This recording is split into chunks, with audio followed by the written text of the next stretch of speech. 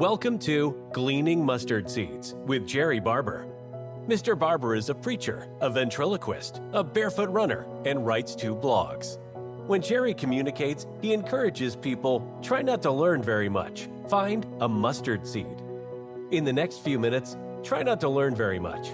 Look for something you can do to move a mountain, remove a stumbling block, or provide a stepping stone for yourself or someone else. And now, here's Jerrie with this week's mustard seed. One of the sound financial decisions Gail and I made several years ago was to start buying cars with cash.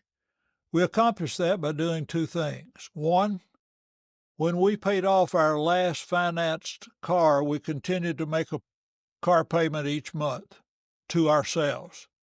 We started by setting up a savings account for cars.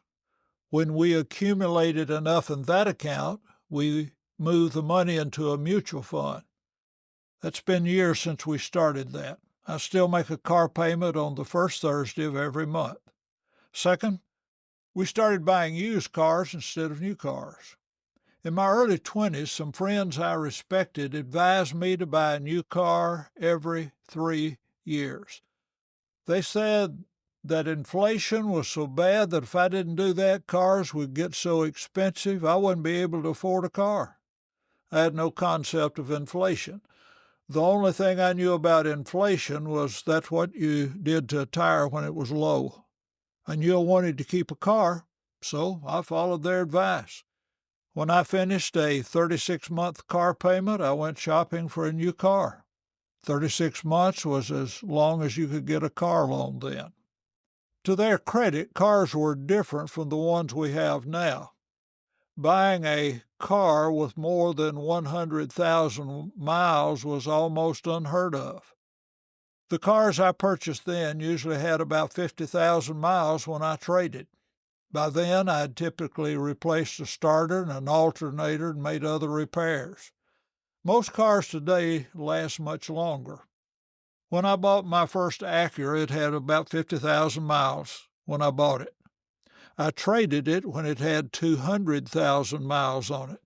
I traded then only because it was totaled in an accident. I added up all the mechanical repairs I'd made, and the total came to 0. I'd serviced it, bought tires, and did other regular maintenance. I'd spent nothing on mechanical repairs. My rule today is that I trade cars when a repair costs 1/2 the stated value of the car in Kelley Blue Book. I don't trade cars every time new cars smell better. In my earlier years, trading cars was a scary adventure. So I bought books about cars. I read about their advantages, disadvantages, repair history, and safety records. I went to several dealers with cars of different brands. I told them what I wanted, what I had to trade in, received a price. I kept records of my information and went back and forth to deal with the one with the best car at the best price. Then I shopped for financing. After the purchase, I usually slept very little the first night, wondering if I'd made the right decision. Should I have traded? Did I get the best price? Did I get the best deal on the money I borrowed? Will I be able to make the payments for the next 3 years? What if I lose my job? That process changed about 10 years ago. The car I was driving was too expensive to maintain. I had a mechanic I trusted in the town where we were living, doing an interim work during that time. I described to him the qualities of a car that I wanted. I asked him, what kind of cars do people bring to you who only want an oil change and don't need repairs? He told me about 2 brands and the model he recommended. We had a member of the church who sold used cars and maintained them. He has a nice service center. He has good Wi-Fi, desk, and places to charge electronics. Since then, when I need to replace a car, I call him, tell him what I need, and ask him to let me know when it arrives. I know what I can afford because I have a car fund. I don't have to shop for finances because I pay cash. I know what's in my account. That's what I can afford. We don't buy an extended warranty. This practice started when our daughter Christy was a junior in high school. She wanted a stereo for Christmas.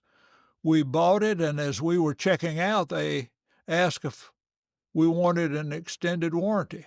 I asked the price. It was 1/4 the value of the stereo. I declined the opportunity for that service. On the way home, Gail and I discussed starting our own extended warranty company. We determined that each time we bought a new product with an extended warranty, we would get the price and place it in a money market fund. We've done that with appliances and cars.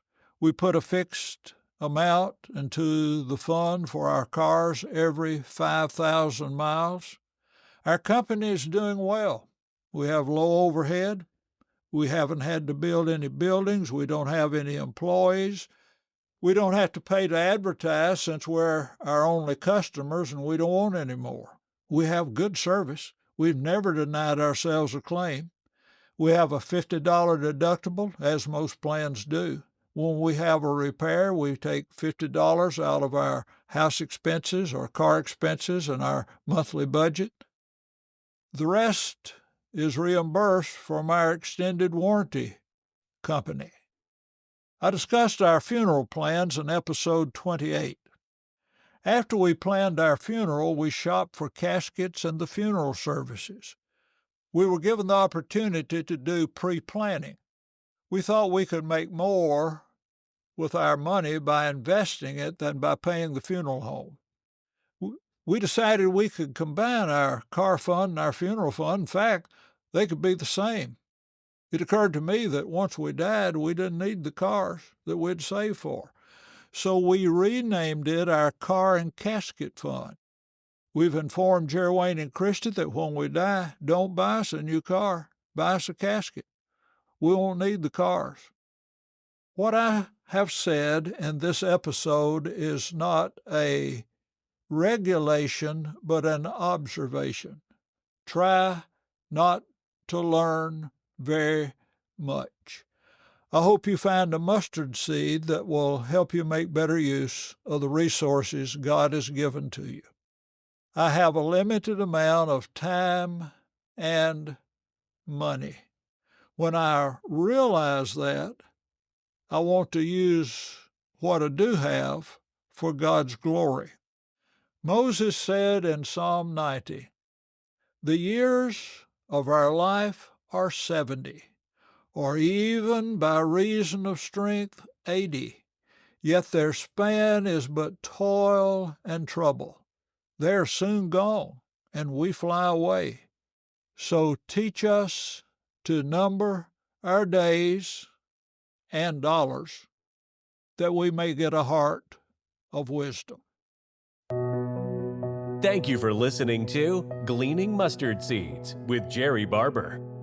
If you found a mustard seed, send a text or email with a link to a friend. This podcast was brought to you by Braden Parsons Photography.